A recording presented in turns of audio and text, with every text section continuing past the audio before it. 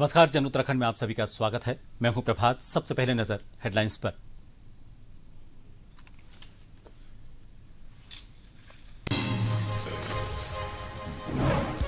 मुख्यमंत्री धामी ने पिथौरागढ़ में उच्चीकृत क्रिकेट मैदान का किया लोकार्पण। खुद बल्लेबाजी कर खिलाड़ियों का बढ़ाया उत्साह। जनपद वासियों को समर्पित की नई खेल सुविधाएं।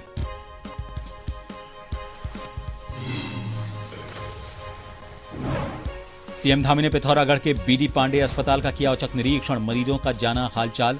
अधिकारियों को उपचार में कोताही नहीं बरतने के दिए निर्देश।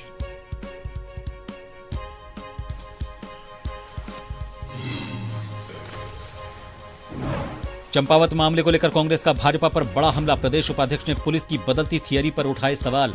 आरोप लगाया आपसी रंजिश में नाबालिग का इस्तेमाल कर रही भाजपा। निष्पक्ष जांच की मांग।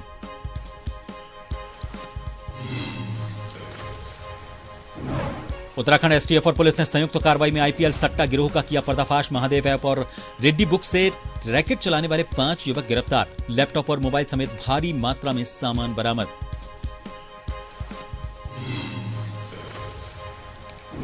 और उत्तराखंड में गर्मी से मिलेगी राहत। 11 मई से सक्रिय होगा नया पश्चिमी विक्षोभ। पर्वतीय जिलों में बारिश की गतिविधियों में आएगी तेजी। मौसम विभाग ने पहाड़ी क्षेत्रों में पर्यटकों को दी सतर्क रहने की सलाह।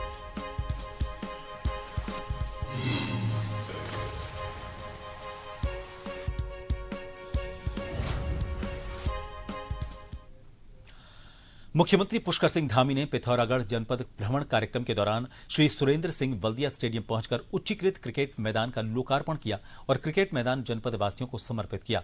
इस अवसर पर मुख्यमंत्री ने क्रिकेट पिच पर खुद बल्लेबाजी करते हुए 1 ओवर खेलकर पिच का औपचारिक उद्घाटन किया। मुख्यमंत्री का खिलाड़ियों के साथ खेल मैदान में उत्साहपूर्ण और आत्मीय अंदाज देखने को मिला। इसके बाद धामी ने खिलाड़ियों और युवाओं से संवाद कर उनका उत्साहवर्धन भी किया। उन्होंने खिलाड़ियों के साथ फुटबॉल, हॉकी और अन्य खेल गतिविधियों में भी सहभागिता की। मुख्यमंत्री ने कहा कि खेल केवल शारीरिक विकास का माध्यम नहीं, बल्कि अनुशासन, आत्मविश्वास और टीम भावना विकसित करने का सशक्त माध्यम भी है। इस दौरान मुख्यमंत्री ने युवाओं को नशे के खिलाफ शपथ भी दिलाई।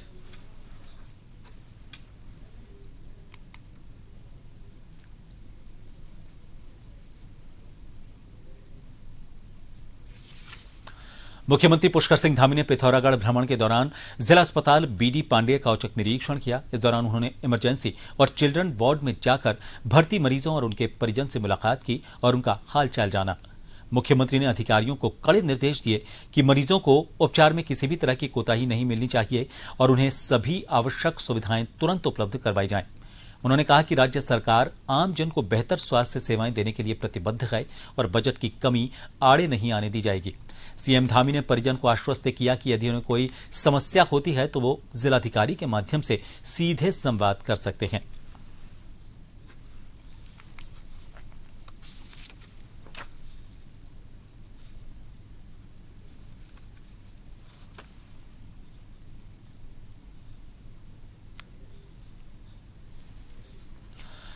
मुख्यमंत्री के इस संवेदनशीलता और आत्मीय व्यवहार से मरीजों और उनके परिजन में सरकार के प्रति विश्वास जागा है। तो करेंगे अगली खबर का। मुख्यमंत्री पुष्कर सिंह धामी ने केदारनाथ धाम में Bharat petroleum corporation limited hospital का विधिवत लोकार्पण किया। यह अस्पताल Swami Vivekananda health mission society द्वारा संचालित किया जाएगा। मुख्यमंत्री पुष्कर सिंह धामी ने कहा कि राज्य सरकार श्री केदारनाथ धाम में आने वाले श्रद्धालुओं को बेहतर और त्वरित स्वास्थ्य सुविधाएं उपलब्ध कराने के लिए निरंतर प्रयासरत है। उन्होंने कहा कि कठिन भौगोलिक परिस्थितियों वाले इस उच्च हिमालयी क्षेत्र में आधुनिक चिकित्सा सुविधाओं से युक्त अस्पताल का संचालन स्वास्थ्य सेवाओं को नई मजबूती प्रदान करेगा। यह अस्पताल यात्रा के दौरान श्रद्धालुओं के साथ साथ स्थानीय नागरिकों के लिए भी अत्यंत लाभकारी सिद्ध होगा।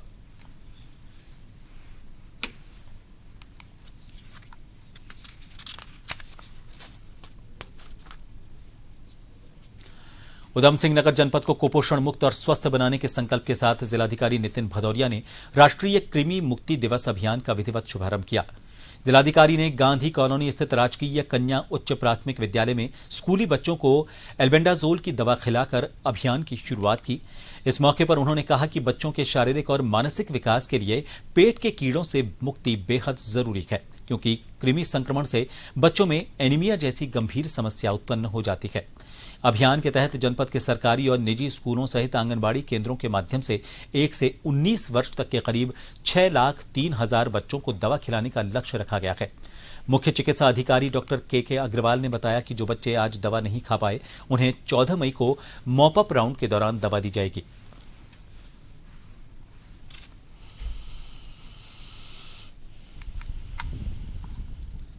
आती हैं और उनकी वजह से बच्चे अपना कंसंट्रेट नहीं कर पाते और ये शोध WHO द्वारा भी पूरा किया गया है। इसके क्रम में जो हमारा अभियान राष्ट्रीय अभियान चल रहा है उसमें आज हम लोगों ने कृमि मुक्ति के लिए यहाँ पे बच्चों को एल्बेंडाजोल की गोली खिलाई गई। ये लगभग 6 लाख बच्चों को आज पूरे ज़िले में खिलाई जा रही है और कहीं ना कहीं इसके ये बहुत ही छोटा सा एक इंटरवेंशन है, लेकिन इसके बड़े दूरगामी प्रभाव आते हैं। इसके अलावा हम लोगों ने स्कूल को भी विजिट किया है और स्कूल को भी हम लोग रेनोवेशन के लिए पूरा ले रहे हैं। यहाँ पे एक कक्ष का निर्माण ऑलरेडी चल रहा है। इसके अलावा पूरा स्कूल हम लोग मॉडल स्कूल के रूप में इसको ले रहे हैं।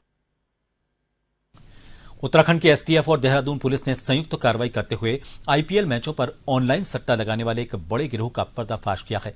पुलिस ने इस मामले में 19 से 25 वर्ष की उम्र के 5 शिक्षित युवकों को गिरफ्तार किया है, जो प्रतिबंधित महादेव ऐप और रेड्डी बुक के जरिए सट्टेबाजी का रैकेट चला रहे थे। आरोपितों के पास से भारी मात्रा में लैपटॉप, मोबाइल फोन और एटीएम कार्ड मिले हैं।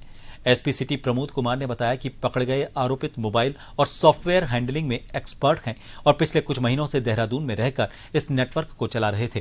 गिरफ्तार किए गए आरोपितों में से 4 छत्तीसगढ़ और 1 बिहार का रहने वाला है। पुलिस अब इस गिरोह के दुबई कनेक्शन और इनके बाकी साथियों की तलाश में जुटी हुई है।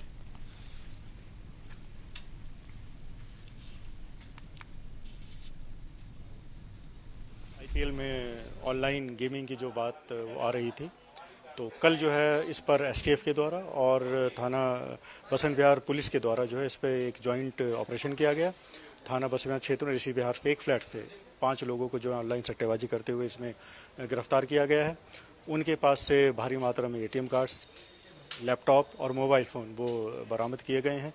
जानकारी करने पर ये पता चला कि ये इनका एज ग्रुप जो है पढ़े लिखे हैं सभी लोग और एज ग्रुप जो है 19 से लेकर 25 साल तक का है, जो कि सॉफ्टवेयर हैंडलिंग में और इसमें लैपटॉप है या मोबाइल गेमिंग में एक्सपर्ट भी हैं। ये इनके द्वारा यहाँ पर 3 या 4 महीने से लोग यहाँ पर रेंट से रह रहे थे। ऑनलाइन एक ऐप है रेडी बुक ऐप, उसका प्रयोग इनके द्वारा जो है ऑनलाइन गेमिंग के ऑनलाइन बैटिंग के लिए किया जा रहा था। ये ऐप इंडिया में बैन है।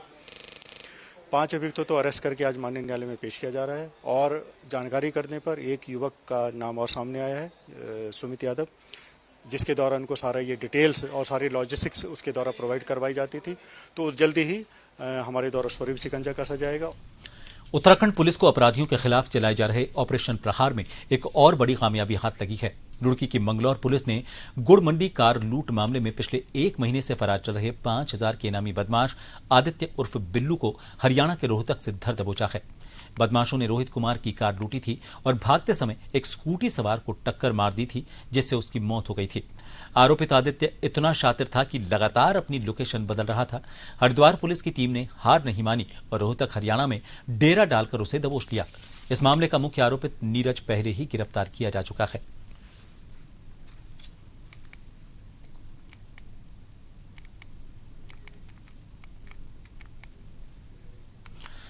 खटीमा के रहने वाले प्रार्थियों ने सविता बिंजोला पत्नी शिव प्रसाद बिंजोला पर गंभीर आरोप लगाए हैं। प्रार्थियों का कहना है कि सविता बिंजोला ने कुछ साथियों के साथ मिलकर उन्हें बदनाम करने और पैसे वसूलने की साजिश रची। निवेदनकर्ताओं के अनुसार सविता बिंजोला द्वारा पहले उनके खिलाफ एसआईटी में शिकायती प्रार्थना पत्र दिया गया। जांच में मामला पाक साफ पाए जाने के बाद अब उनसे 30 लाख रुपए की मांग की जा रही है, जबकि प्रार्थीगण का कहना है कि सविता बिंजोला से जितना पैसा लिया गया था वो पूरी तरह वापस किया जा चुका है। इसकी लिखत पढ़त उनके पास मौजूद है। अमित राणा का आरोप है कि सविता बिंजोला और उनके साथियों द्वारा वीडियो बनाकर दबाव बना रहे हैं और अवैध वसूली की कोशिश कर रहे हैं।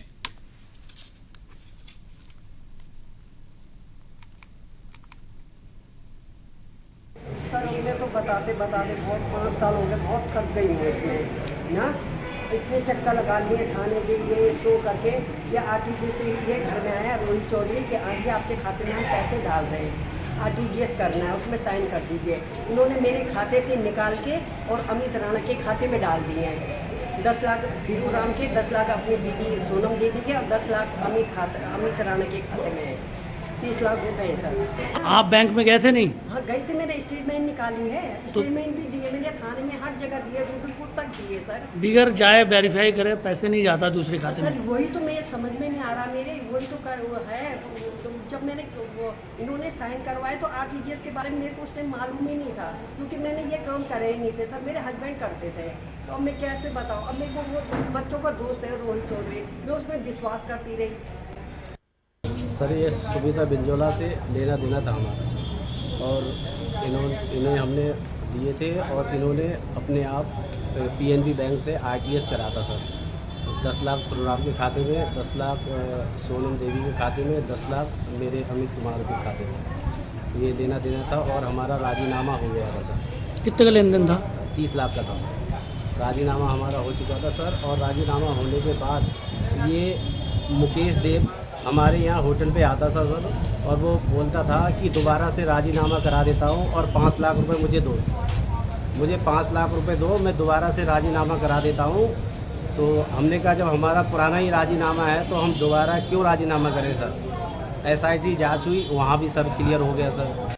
दोनों पक्षों का अपनी अपनी तर्क है, और क्योंकि इसमें पूर्व में ही जो है पुलिस की जांच चल रही है, तो दोनों पक्षों को यही कहा गया है कि जो भी उनके पक्ष में साक्ष्य हैं वो पुलिस के सम्मुख या आईओ के सम्मुख प्रस्तुत करें। उसके बाद जो भी उसमें निष्कर्ष निकलेगा उसके दृष्टिगत आगे की कार्रवाई की जाएगी। उत्तराखंड में चिलचिलाती गर्मी के बीच मौसम विभाग ने राहत की खबर दी है।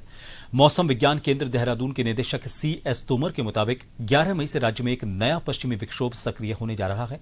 इसके प्रभाव से प्रदेश के पर्वतीय जिलों में बारिश की गतिविधियों में तेजी आएगी, जिससे तापमान में गिरावट दर्ज की जा सकती है। विभाग ने पहाड़ी क्षेत्रों के निवासियों और पर्यटकों को मौसम के बदलते रुख को देखते हुए सतर्क रहने की सलाह दी है। आज 8 मई हो गया है, तो आज जो है हम एक्सपेक्ट किए हैं कि जो ऊपर के हमारे जनपद है, पहाड़ी जनपद है, खासतौर से पहाड़ी इलाकों में, वहाँ पे तो हल्की से मध्यम दर्जे की बारिश आपको कहीं कहीं देखने को मिलेगी। और जबकि जो बाकी एरिया है वहाँ पे जो है प्लेन है या उससे लगे हुए एरिया हैं, वहाँ पे आपको कहीं कहीं पे ही हल्की से मध्यम दर्जे की बारिश मिल सकती है। उसके बाद 9 और 10 में भी आपको जो है वो जो पहाड़ी जनपद हमारे ऊपर के नॉर्थ के 5-6 जनपद है, वहाँ पे जो है उत्तरकाशी, चमोली, रुद्रप्रयाग, पिथौरागढ़, बागेश्वर, इवन जो है 9 तारीख में हम उम्मीद कर रहे हैं अल्मोड़ा है, चंपावत है और नैनीताल है, वहाँ पे भी हल्की से बहुत हल्की बारिश कहीं कहीं हो सकता है। सिमिलरली 10 तारीख को भी जो ऊपर के जो 5 जनपद है वहीं पे ही हम हल्की से बहुत हल्की बारिश कहीं कहीं देखने को। 11 तारीख से जैसे हमने पहले ही बताया था कि पश्चिम विक्षोभ आ रहा है, उसके जो मद्देनजर ये एक्टिविटी बढ़ेगी, हमें जो है ये एक्टिविटी बढ़ जाएगी, तो कहीं कहीं पे हम जो है कुछ स्थानों पे हमें को पहाड़ी जनपद सभी पहाड़ी जो हमारे क्षेत्र है वहाँ पे हल्की से मध्यम दर्जे की बारिश देखने को मिलती है, जबकि प्लेन्स में जो है कहीं कहीं पे हल्की से बहुत हल्की बारिश देखने को। फिलहाल एक छोटे से ब्रेक के लिए यहां रुकेंगे, आप बने रहिए जन टीवी पर।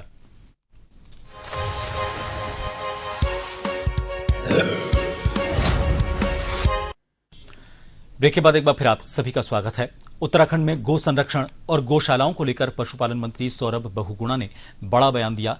मंत्री ने कहा कि पूरे देश में भारतीय जनता पार्टी की सरकारें गो संरक्षण के लिए काम कर रही हैं, लेकिन उत्तराखंड सरकार इस दिशा में सबसे बेहतर काम कर रही है। उन्होंने बताया कि वर्ष 2022 में जब उन्होंने पशुपालन मंत्रालय संभाला था, तब गौशालाओं में गायों की देखरेख के लिए प्रति गाय रकम दी गई थी, जिसे अब बढ़ाकर और ज्यादा कर दिया गया है। उन्होंने दावा किया कि पूरे देश में किसी भी राज्य सरकार द्वारा इतनी सहायता राशि नहीं दी जा रही। मंत्री ने कहा कि सरकार का लक्ष्य 70 गौशालाओं का बनाने का है, जिनमें से 19 गौशालाएं बनकर तैयार हो चुकी हैं। साथ ही उन्होंने कहा कि केवल गौशालाएं बनाना ही समस्या का समाधान नहीं है।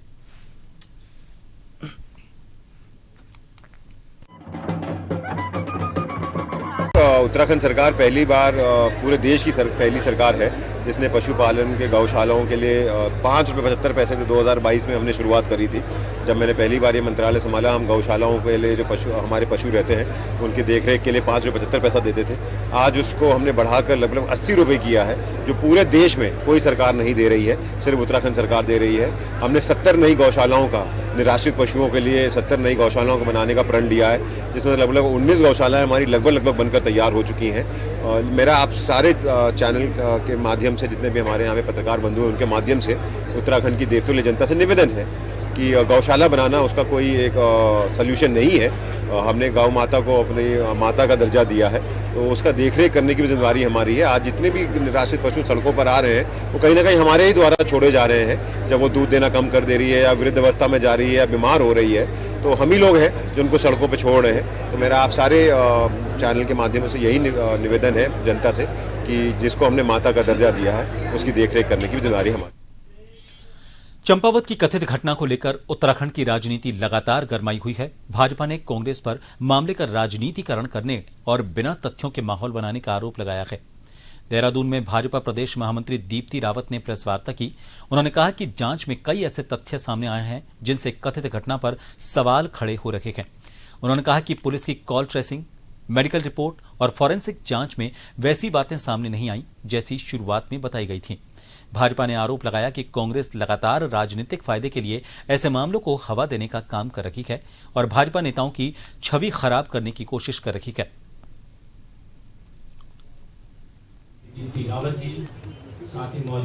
कि एक घटना जो चंपावत में होती है और उसको एक पूरा उसका राजनीतिकरण किया जाता है, और उसके बाद जब साक्ष्य सामने आते हैं तो हमें पता लगता है कि तथ्य क्या है और क्या क्या हुआ वहां पर, और ऐसा कुछ था ही नहीं जिसको राजनीति जिस पे करने की कोशिश की गई। हम सब ने देखा कि ये जिस प्रकार का कृत्य है, अगर हम बात करें हमारे प्रदेश की, हमारे देश की बच्चियों की, तो हम सब उनके लिए प्रतिबद्ध हैं कि किस तरह उनकी जो सुरक्षा है हमारे लिए सर्वोपरि है, सबसे पहले है। लेकिन अगर ऐसी कोई भी मुद्दा आता है तो उसको राजनीतिकरण करना, उस पर अपनी राजनीतिक रोटियां सेकने का अगर काम है, तो कांग्रेस लगातार ऐसे कामों में लिप्त दिखाई देती है। हम देख रहे हैं, हमने देखा कि 5 मई को ये कथित घटना ऐसा बताया गया कि होती है, और उसके बाद इनके खिलाफ शिकायत होती है। 3 लोगों के उसमें नाम आते हैं, जिसमें कि एक बच्चा जो है वो अग्निवीर की भी तैयारी कर रहा है, उसके भी करियर से खिलवाड़ करने की कोशिश ये होती है।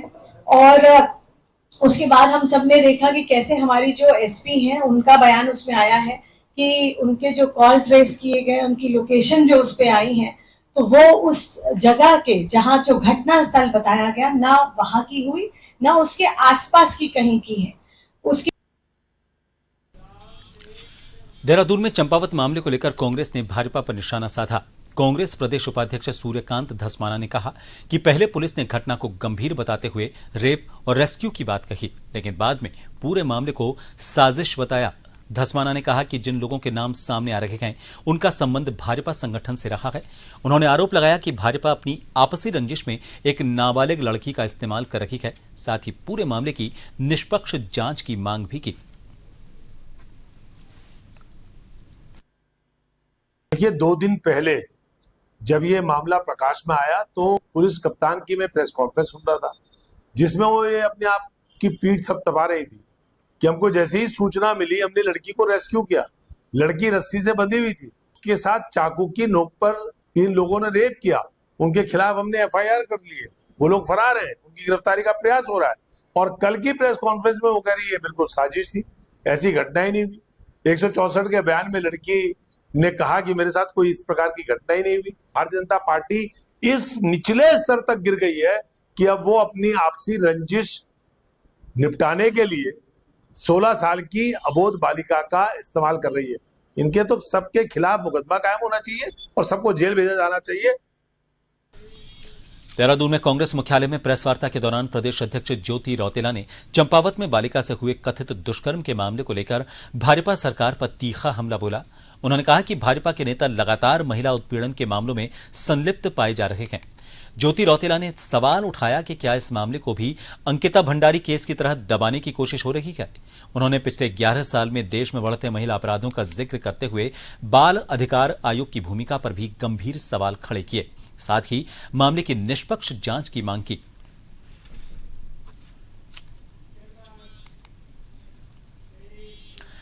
विश्व रेड क्रॉस दिवस के अवसर पर जिला विधिक सेवा प्राधिकरण उत्तरकाशी के द्वारा राजकीय इंटर कॉलेज में चिकित्सा एवं विधिक जागरूकता साक्षरता शिविर का आयोजन किया गया, जिसमें विद्यालय के बच्चों और क्षेत्र की जनता ने हिस्सा लिया। शिविर के मुख्य अतिथि के रूप में जिला जज एम सुल्तान ने दीप प्रज्वलित कर कार्यक्रम की शुरुआत की और मुख्य अतिथि के रूप में प्रतिभाग किया। साथ ही बच्चों ने सरस्वती वंदना के साथ मुख्य अतिथि का स्वागत किया।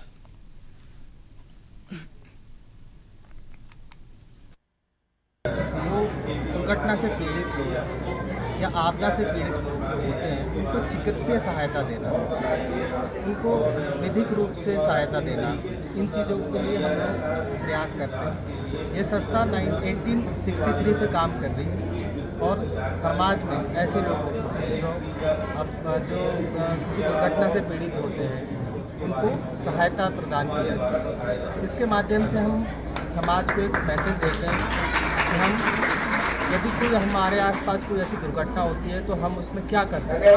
हम लोगों को दुर्घटना से जो पीड़ित लोग हैं उनको सहायता दे सकते हैं। आज 8 मई को जो हमारा पीएमसी राजकीय आदर्श इंटर कॉलेज बातली में विधिक जो सेवा का शिविर आयोजन किया गया, इसके संबंध में हमारे जिला जज सचिव साहब इनका हार्दिक दिल से वंदन करता हूँ। हमारे बीच में अन्य जो गणमान्य व्यक्ति आए हैं, जिला उद्यान अधिकारी हैं, कृषि अधिकारी हैं, स्वास्थ्य विभाग है और अन्य विभाग है, साथ में हमारे पास BLV शिवान नोटियाल जी हैं। आप सभी ने इस स्कूल को उत्तराखंड के जिला मुख्यालय उधम सिंह नगर में लैंड जिहाद कर अवैध रूप से मजार बनाने का एक मामला सामने आया है। जानकारी के मुताबिक सरकारी जमीन पर कब्जा कर मजार बनाए जाने का यह मामला सामने आने पर प्रशासन भी हैरान रह गया। मामले की गंभीरता को देखते हुए महापौर ने तत्काल निर्माण को सीज करने और ध्वस्तीकरण की कार्रवाई के निर्देश दिए। 18 खेड़ा में जो नदी बहती है, बैगुल नदी है, उसके बगल में एक अब्बास और उनके पिताजी के द्वारा नदी की ज़मीन को पाट करके प्लाटिंग करके बेचने का तत्संज्ञान में आया था। कल नगर निगम से तुड़वाया भी था। आज हम यहाँ देख के आए थे, पता चल रहा है कई लोगों ने बयान दिया है कि वहाँ जो आसपास जितने लोग बसे हैं सबको उनके अब्बास ने, उसके फादर नहीं बेची है। इस प्रकार से सरकारी ज़मीन, नजूल ज़मीन, नदी की ज़मीन को प्लाटिंग करके पूर्व में बेचा गया, वर्तमान बेचने का प्रयास किया जा रहा है। तो हमने उसको देखा है और हम इसमें दस्तावेज तैयार कर रहे हैं। लोग ऐसा काम करेंगे। रुड़की के भगवानपुर औद्योगिक क्षेत्र से सिस्टम को शर्मसार करने वाली तस्वीर सामने आई है। यहां की औद्योगिक इकाइयों द्वारा रात के अंधेरे में छोड़ा जा रहा केमिकल युक्त जहरीला पानी सिसोना गांव के खेतों में तबाही मचा रहा है। ब्याज पर कर्ज लेकर फसल बोने वाले किसान आज अपनी बर्बादी पर आंसू बहा रहे हैं। लहलहाती फसलें इस जहर के कारण काली पड़ गई हैं और जिससे किसानों के सामने परिवार पालने और कर्ज चुकाने तक का संकट खड़ा हो गया है। मामले के तूल पकड़ने पर ज्वाइंट मजिस्ट्रेट ने कंपनी को चिन्हित कर सख्त कार्रवाई का भरोसा दिया है। अच्छा, ये पहले से पानी को फेरे थे, फसल हो रही थी बहुत बढ़िया। इस साल इन पानी ने बहुत नुकसान दे दिया। खेतों में कुछ नहीं रहा, जो फिरा जहाँ भी फिरा पानी, एक और खेतों बराबर में उसमें भी खत्म हो, जो दूसरे में फिरा उसमें भी खत्म हो। अच्छा, क्या है की फसल बोते हो आप? जो करेले की फसल थी, करेले की, गोभी की सारी बहू, दोनों चीज नहीं हुई इनको। तो ये फैक्ट्री तो ये है, हिरल है, चान है, अच्छा, सिनेट है, बजाज है, इनका सबका ही पानी आ रहा है। सब करीब जितने भी आसपास में है सब, ये पन्ने पुन्ना वाली भी, धोने धाने वाली, सबका पानी इसमें गिर रहा नाले में। तो लग होगा ये नुकसान इतना होगा जी, कोई कम से कम दोनों खेतों का लगा कर लाख रुपए का नुकसान है जी। हमने अध्यव दे रखा है, हमारा भाई है गाँव का ही, उसे दे रखा। अध्यव उसने फ़ोन किया कि भाई खेत पे आ जा। हम खेत पे आए तो खेत को हमने पूछा, है रो रहा बैठा है, वह क्या बात है, क्या नहीं है। भाई पानी दिया था पर से खेत में और फसल सारी जड़ गई खेत की। अच्छा, ये गरीब आदमी बिल्कुल बीमार हो गया। इन सभी खबरों के साथ फिलहाल के लिए इस बुलेटिन में इतना ही। दीजिए इजाजत, नमस्कार।